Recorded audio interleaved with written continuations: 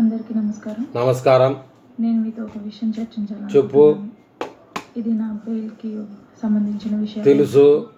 కానీ పవన్ కళ్యాణ్ గారు నాకంటూ వదిలేసిన ఒకే ఒక్క అని నువ్వు అనుకుంటున్నావు. శ్రీధర్ చేసిన తప్పుని బయట పెట్టడానికి ఏం బెటరు సభ్య కమిటీ, జనసేన సభ్య కమిటీ ఆనర్వ శ్రీధర్ ఓకే. ఇంకా దాని అమాయకుడు కదా అని బాల్ ఇచ్చుకున్నావు. జడ్జ్మెంట్ రాకముందే స్టిల్ అంటే చెప్పినా సరే ఎంత ఓకే కింద పేపర్ చూసి అవుతానవా చేస్తూ ఉన్నాడు అంటే అతనికి పార్టీ నుంచి ఒక లెటర్ అయినా వచ్చుంటాయి. నీకు ఎందుకు చెప్తారు?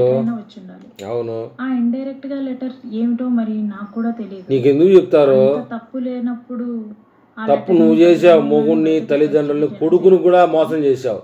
కానీ అలా ఇండైరెక్ట్ గా లెటర్ అనేది డైరెక్ట్ ఇండైరెక్ట్ గా నువ్వు కూడా చేసి ఉండొచ్చు కదా. ఎందుకు కొడుకుని మొగుడిని మోసం చేసావు? బయట అలా కండువ కప్పుకొని తప్పులేదులే కొత్త జెండా ఆవిష్కరిస్తూ తిరిగేస్తున్నారో నాకు అర్థం కావట్లేదు.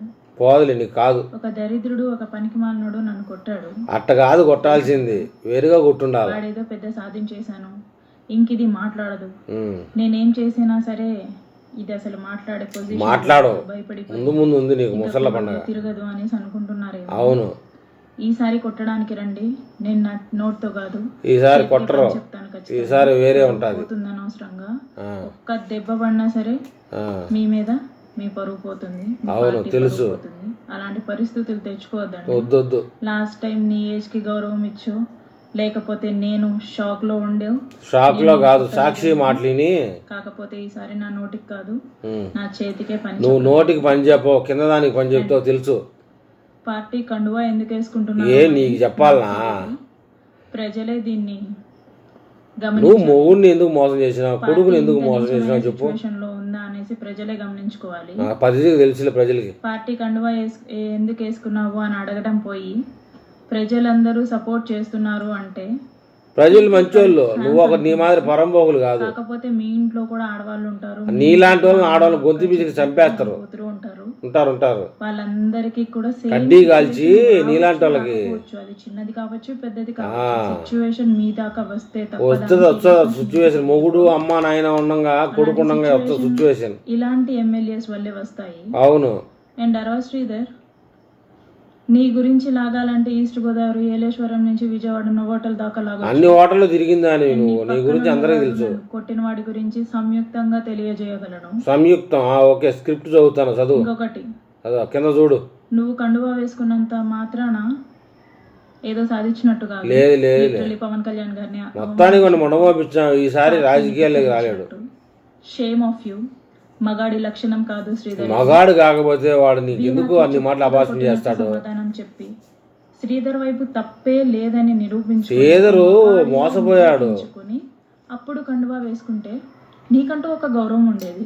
మా గౌరవం గురించి నువ్వు చెప్పాలి. షేమ్లెస్నెస్ అన్నమాట. తెలుగులో ఏమంటారు, నీకే వదిలేస్తున్నా. చదువుకున్నదాని కదా, వాళ్ళ వల్లే కదా పవన్ కళ్యాణ్ గారు ఈ రోజు హాస్పిటల్లో ఉన్నారు. అవునా?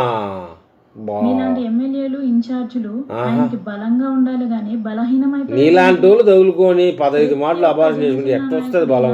ఏదో ఒక కాంట్రవర్సీలో ఇరుక్కొని కాంట్రవర్సీ చేసింది నువ్వే. అటు మిమ్మల్ని మీ ఉద్యోగాల నుంచి పీకలేరు, పార్టీకి పరువు నష్టం. అవును, నీలాంటి వాళ్ళ వల్ల అందరూ కలుపుకొని నెగ్గిన ఒక కూటమి ఇది. అవును, దాంట్లో మిమ్మల్ని తీసేస్తే పవన్ కళ్యాణ్ గారికే పరువు నష్టం. అవునులే, ఏం కాదులే, బాధపడగా. ఇంకొకసారి నమ్మలేరు ఆయన. అవును, నిజమే. ఇది మాత్రం మీకు ఏ విషయాలైనా సరే నమ్మకంగా షేర్ చేసుకోవాలి అంటే షేర్ చేయలే. ఎమ్మెల్యేకి ఎందుకు చేస్తారు? ఆయన మనస్తాపానికి చెంది అవును మానసికంగా ఒత్తిడికి గురి. వద్దు పవన్ కళ్యాణ్ పోదాం అనుకున్నావట. పవన్ కళ్యాణ్ గారికి అండగా ఉండాల్సిన ఎమ్మెల్యేలు, ఇన్ఛార్జీలు, ప్రజాప్రతినిధులు ఎవరైనా సరే, కార్యకర్తలు కానీ ఎవరైనా సరే ఆయనకి బ్యాక్ స్టాబ్ వేస్తే ఆయన మానసికంగా ఎవరికి చెప్పుకోలేక చాలా సమస్యలు ఉంటాయి ఆయనకి. నీలాంటి వాళ్ళ గురించి మీరు మృత్యుంజయ హోమాలు చేయాల్సిన అవసరం లేదు.